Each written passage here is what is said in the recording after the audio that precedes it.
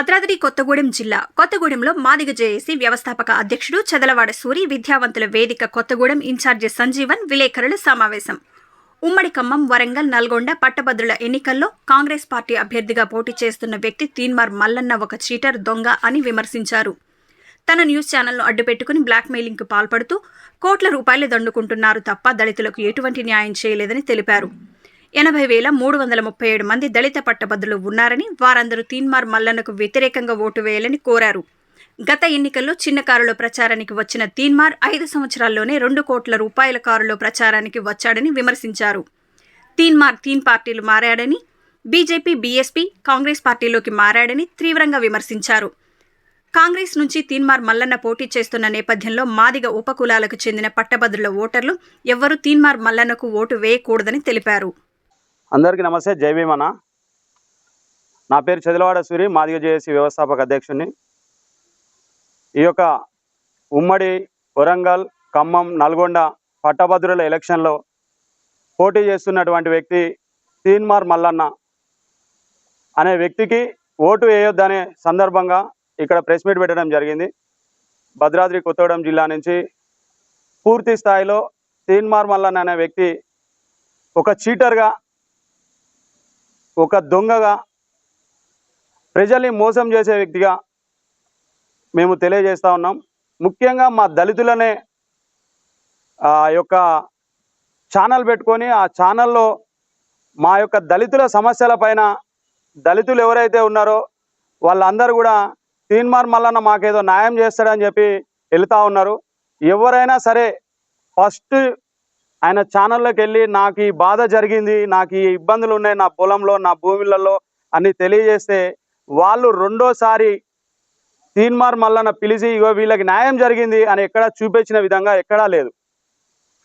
ఆ విధంగా ఎక్కువ దళితుల్ని మోసం చేస్తూ ఉన్నాడు. కాబట్టి దళిత సామాజిక వర్గం అందరం కూడా 80,333 మంది దళిత సామాజిక ప్రజలు పట్టభద్రులు ఉన్నారు.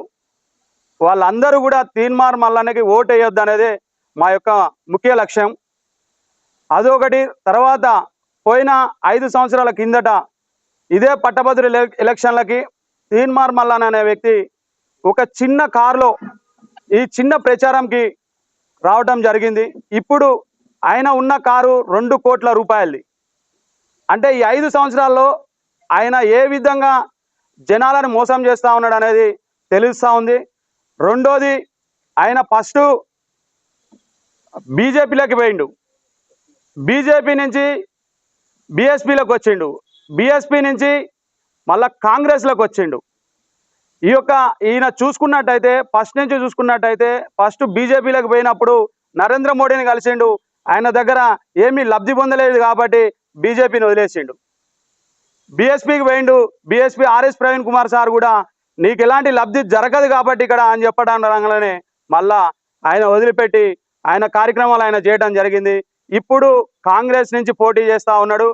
ఈ యొక్క కాంగ్రెస్ నుంచి పోటీ చేస్తూ ఉన్నాడు కాబట్టి మనం చూసుకున్నట్టయితే కాంగ్రెస్ హస్తం గుర్తుకి అనేది ఇక్కడ గుర్తులు ఉండవు కాబట్టి పట్టభద్రులకి 1వ నెంబర్ పెట్టాలి. ఆ 1వ నెంబర్ అనేది పట్టభద్రులు అందరూ కూడా, ఎస్సీలు అందరూ కూడా మీకు ఎవరికి నచ్చితే వాళ్ళకి ఓటేయాలా, తీన్మార్ మల్లన్నకి తప్ప తీన్మార్ మల్లన్నకి ఓటు వేయొద్దని మేము ఇక్కడ నుంచి ఈ 3 జిల్లాలకి పిలుపునివ్వడం జరుగుతూ ఉంది. ఎందుకంటే తీన్మార్ మల్లన్నే మన లక్ష్యం కాబట్టి ఈ 3 జిల్లాలకే పిలుపునివ్వడం జరుగుతూ ఉంది. మాదిగ జేఏసీ నుంచి మాదిగ యువసేనలు అందరూ కూడా, మాదిగ మహిళలు, మాదిగ యువసేనలు, మాదిగ ఉపకులాలు అందరూ కూడా దాదాపు 80,000 మంది ఉన్నారు. కాబట్టి వారిని చిత్తు కింద ఓడించాలని ఇక్కడున్న ప్రత్యేకంగా డిమాండ్ ఇది. అందరికీ నమస్తే, జై భీమ్, జై భారత రాజ్యాంగం. ఈరోజు చదలవాడ సూరి అన్న ఆధ్వర్యంలో తీన్మార్ మల్లన్నకు ఓటు వేయొద్దు, ఎందుకు వేయొద్దో కూడా ప్రెస్ మీట్ పెట్టి వివరించడం జరిగింది. ఇంతకాలంగా ఇన్ని పార్టీలు మారుతూ ఇన్ని సంఘాలను మద్దతు తెలుపుతున్నట్టు ఒక బూటకపు ప్రచారాన్ని ఆసరా చేసుకొని మీడియాను వాడుకొని ఆయన ఈరోజు ఏ స్థాయికి ఎదిగాడు, ఆయనతోటి పనిచేసిన సహబాధిత వర్గాలు దళితులను పూర్తిగా ఆయన మోసం చేశాడనేది పాత్రికేయ మిత్రులుగా వాళ్ళు పనిచేసి వాళ్ళుగా ఒప్పుకున్న మన వాస్తవ గాథలన్నీ యూట్యూబ్లో మనకి అందుబాటులో ఉన్నాయి. కాబట్టి ఇటువంటి పైచాచకపు వ్యక్తులు, ఇటువంటి వంచకులు రేపు ఓట్లతోటి ప్రజాస్వామ్యానికి మేలు చేయకపోగా కీడు జరిగే అవకాశం ఉంది. ఇటువంటి షాడో రాజకీయాలు ఉన్నత వర్గాలు ఇన్నాళ్ళుగా కార్మిక సంఘాలలో పనిచేస్తున్న సమర్థులు దొరకలేదా మీకు?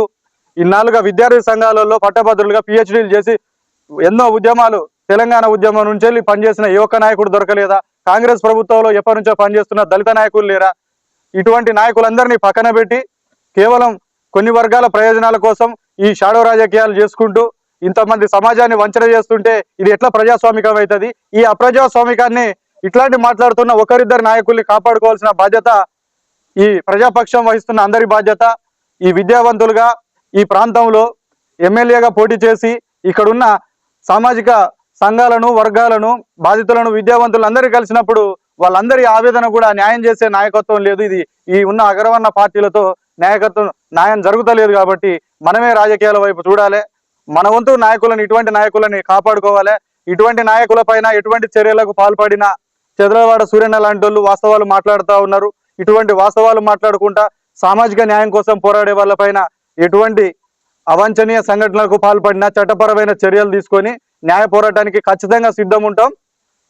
కొత్తగూడెంలో ఈ విద్యావంతుల వేదిక అన్నకి పూర్తిగా సంఘీభావం తెలుపుతుంది.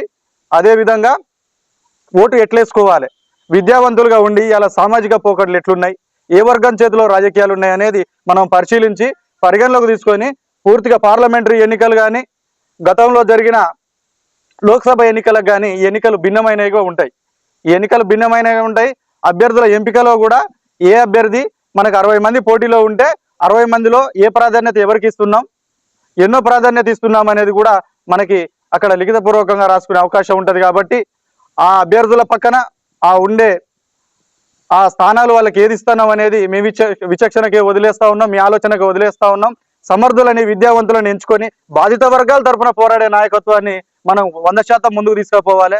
మన తరఫున పోరాడే నాయకత్వాన్ని మనం రక్షించుకోవాలని ఈ అవకాశం ఇచ్చిన పాత్రికేయ మిత్రులందరికీ, అదేవిధంగా సభాధ్యక్షత వహిస్తున్న చదలవాడ సూర్య గారికి, అన్నగారికి అందరికీ జై భీమ్, జై భారత రాజ్యాంగం.